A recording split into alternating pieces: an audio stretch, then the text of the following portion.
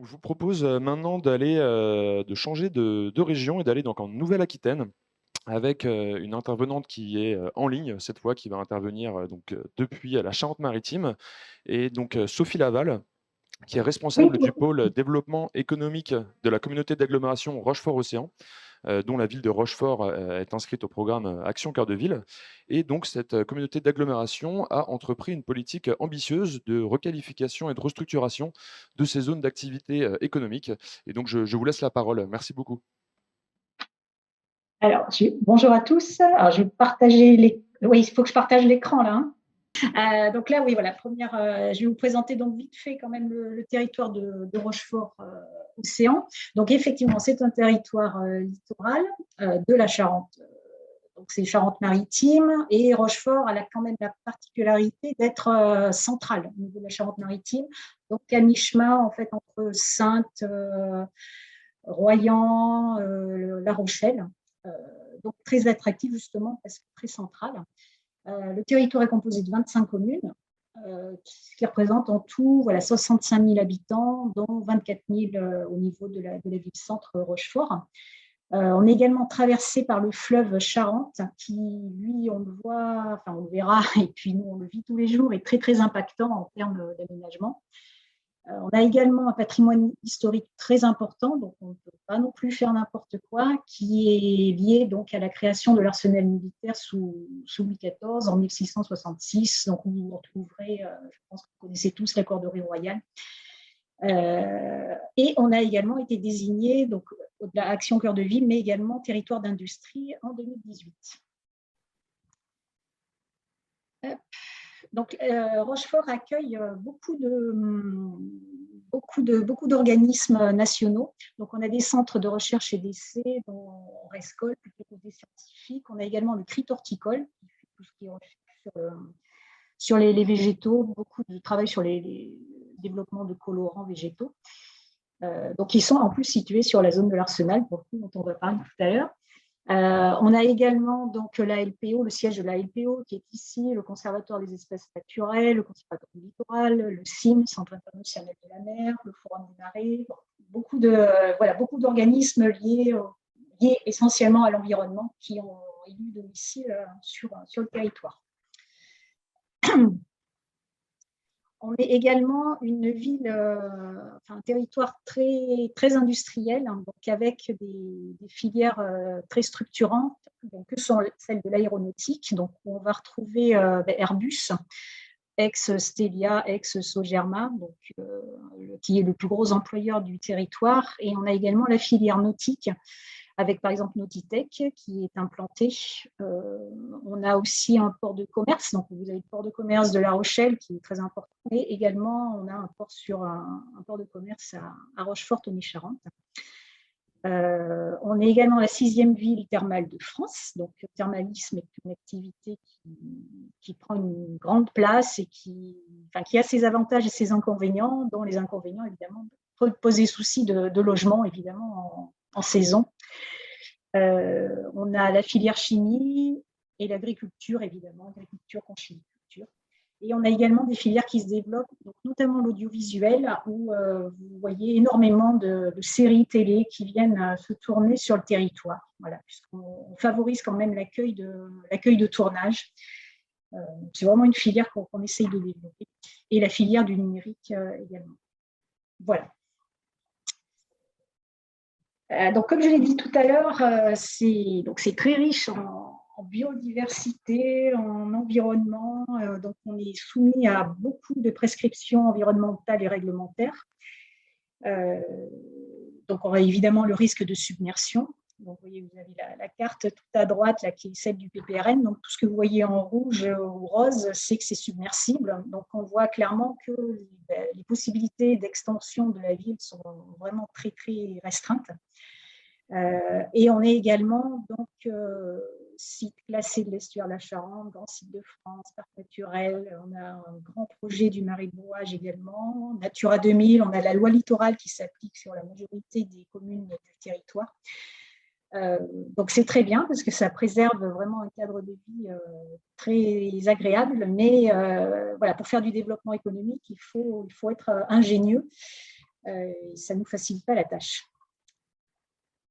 Voilà, donc en fait, comme voilà, on ne peut pas trop s'étendre au final. Bon, en plus, il y a la loi résilience, etc., qui se rajoute, qui rajoute une couche à tout ça.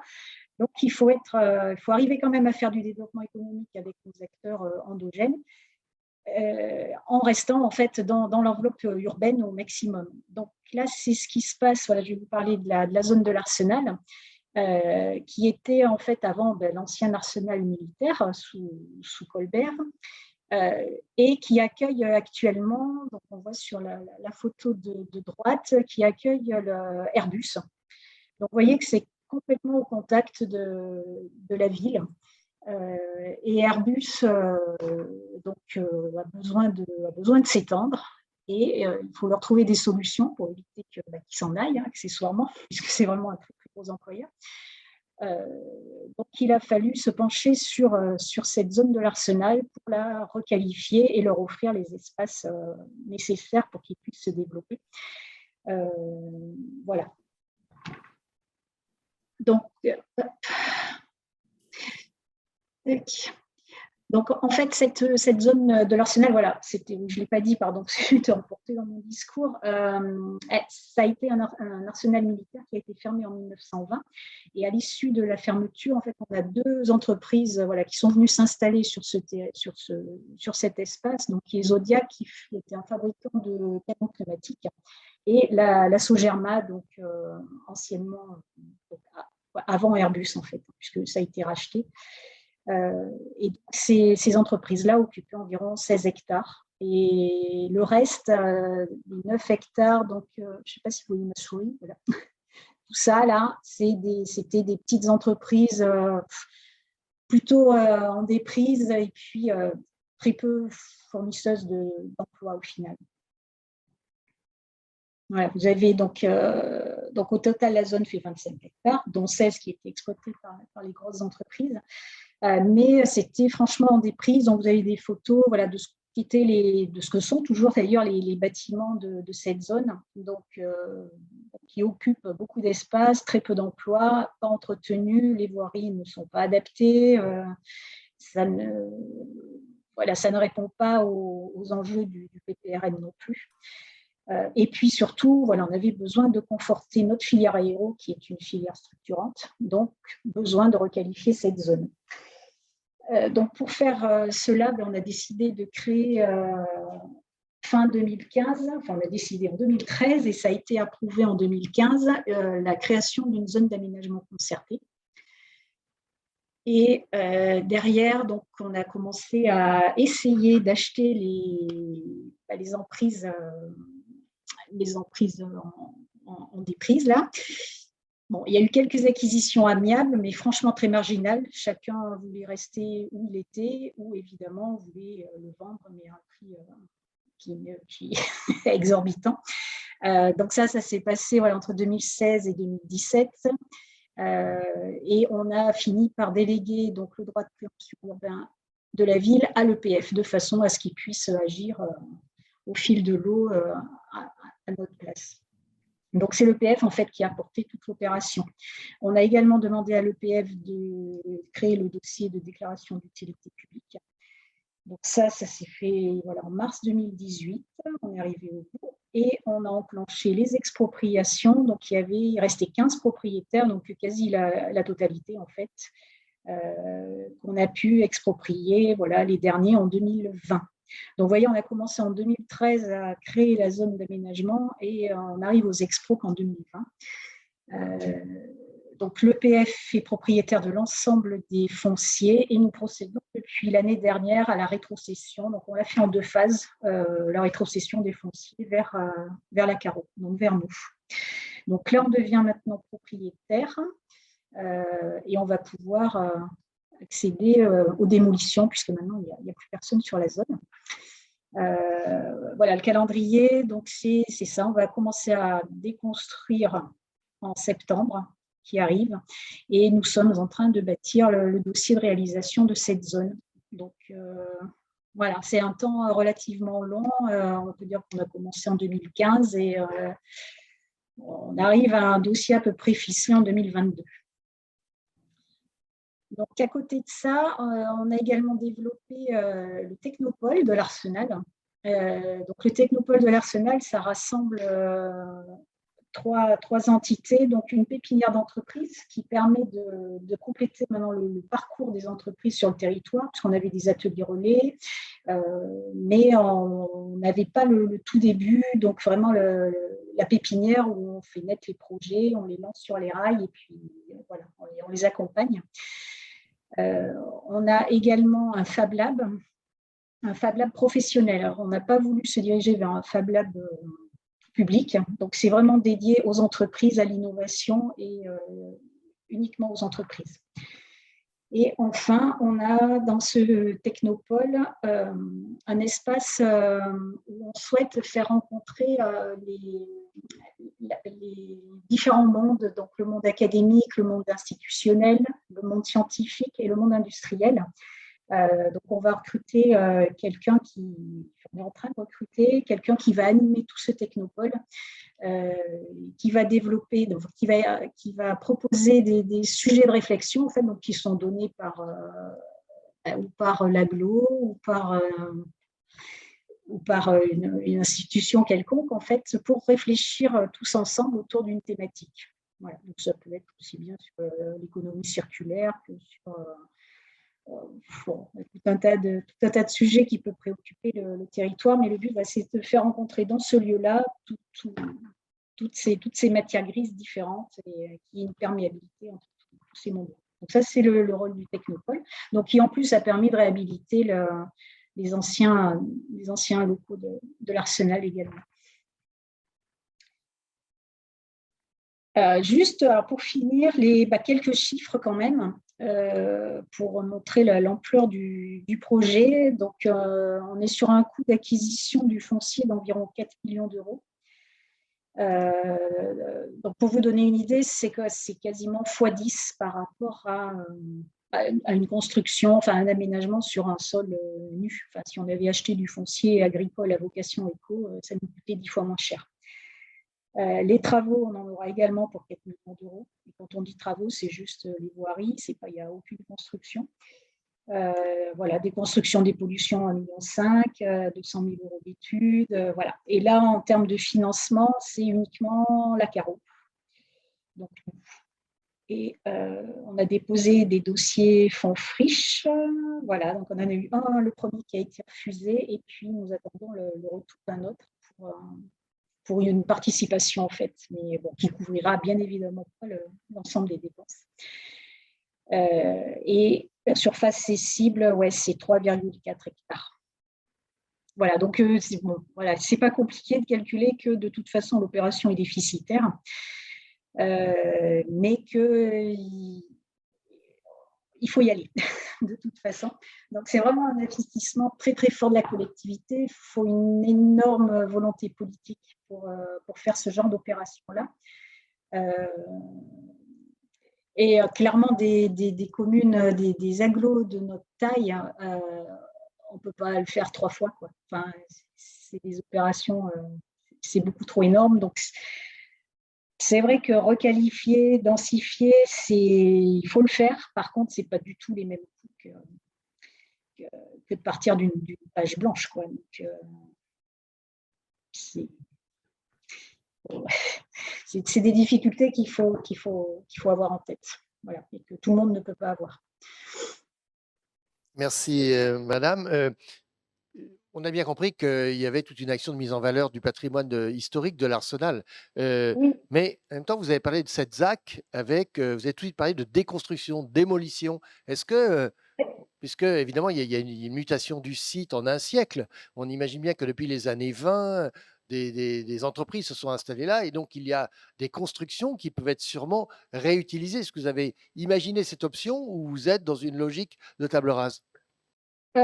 C'est plutôt table rase parce que franchement, enfin, je sais plus, je peux remettre les photos. C'est que des bâtiments comme ça, hein, quasiment. Hein. Là, vous voyez, là, c'est toute cette zone-là que nous déconstruisons. Donc là, vous avez le Technopole qui est ici, donc qui a un intérêt historique, et bien évidemment, puisqu'il était déjà là à l'époque de Colbert. Après, les autres bâtiments n'ont aucun. Évidemment, ça a été fait avec l'architecte des bâtiments de France, tout ça. Donc, lui, il nous a dit ce qu'on pouvait détruire ou pas détruire. Mais tous les autres bâtiments n'ont absolument aucun intérêt. Merci pour votre intervention. Moi, ce que je note dans votre présentation, c'est que finalement, vos contraintes géographiques, elles vous poussent quelque part à expérimenter déjà les contraintes futures réglementaires de la sobriété foncière. Donc, en requalifiant toute cette zone d'activité, en essayant de la densifier, de requalifier éventuellement le bâti, même si ça n'a pas l'air forcément systématique et évident à faire. Est-ce que vous avez aussi commencé à essayer d'identifier du foncier ailleurs que dans cette zone d'activité, en cherchant des dents creuses, à intensifier du bâti peut-être, dans l'existant au niveau du cœur de ville? Est-ce que ce travail est déjà amorcé pour pouvoir, Oui, aussi, mixer, on va dire, le tissu, urbain et intégrer les activités productives en lien avec, d'autres, avec le tissu urbain, du centre-ville? ouais, on a enclenché une démarche d'optimisation foncière. Donc, c'est vrai qu'on disait au début une démarche de densification, mais en fait, en discutant avec les bureaux d'études qui nous accompagnent, ça va au-delà de la recherche de dents creuses et voir les terrains qui sont libres et pouvoir racheter. Et ça va au-delà de ça. On est vraiment dans une démarche d'optimisation sur les zones déjà existantes. Donc, où il y a effectivement la recherche de dents creuses, mais ça, à la limite, c'est vraiment le plus petit sujet. C'est vraiment augmenter l'usage des espaces dans les zones industrielles.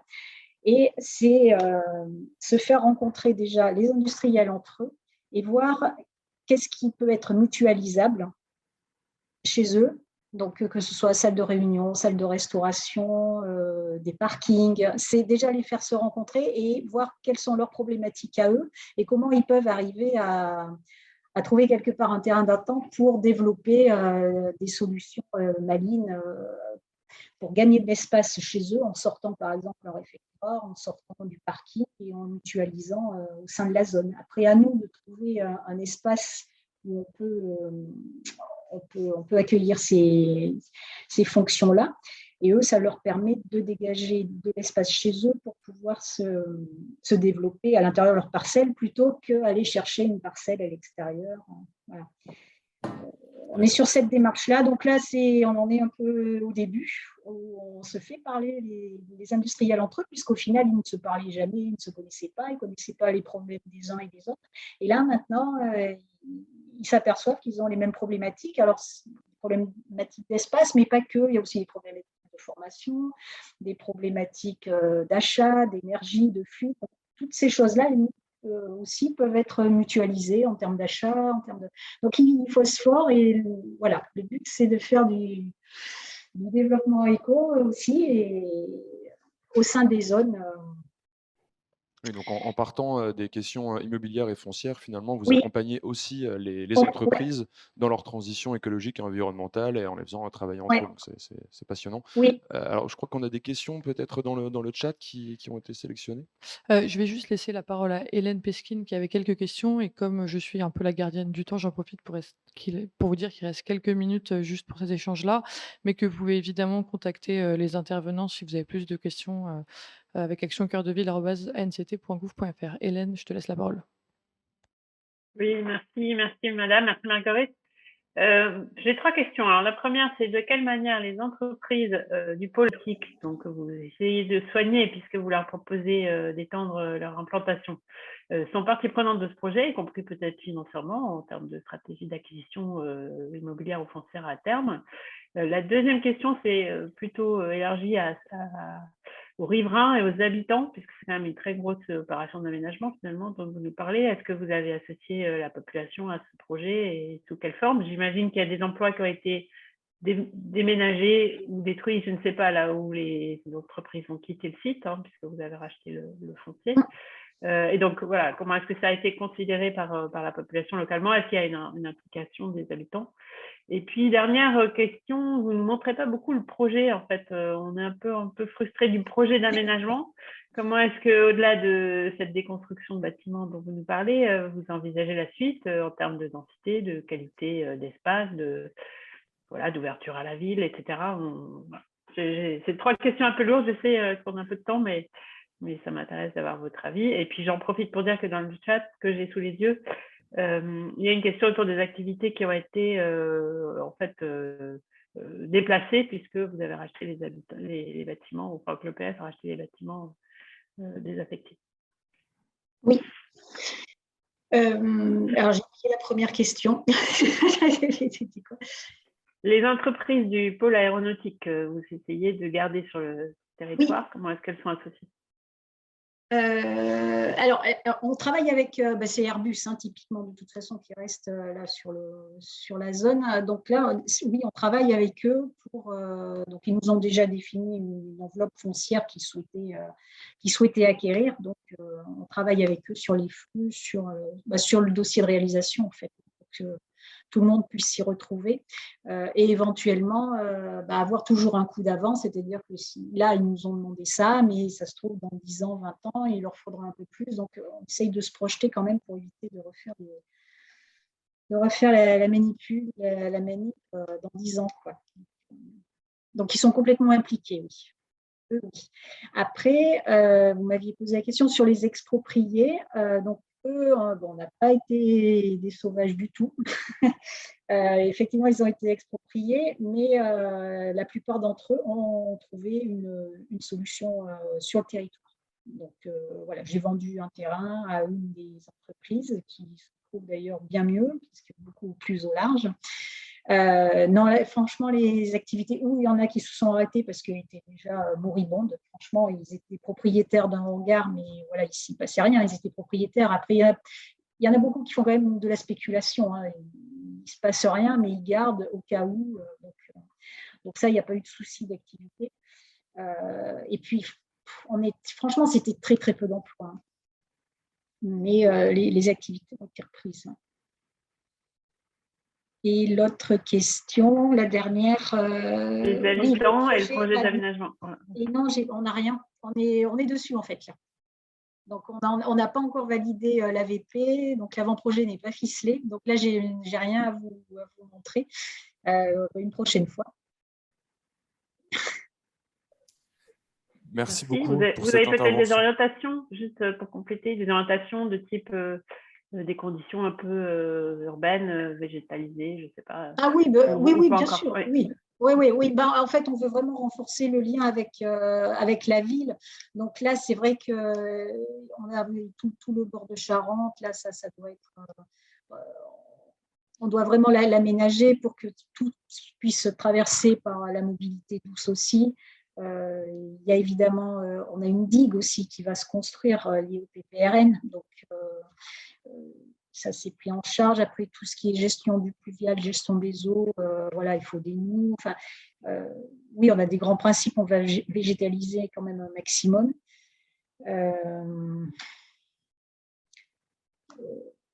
Après, ça va surtout être quand même beaucoup de foncier disponible. On n'a pas prévu, nous, Aglo, de bâtir. On ne construira pas.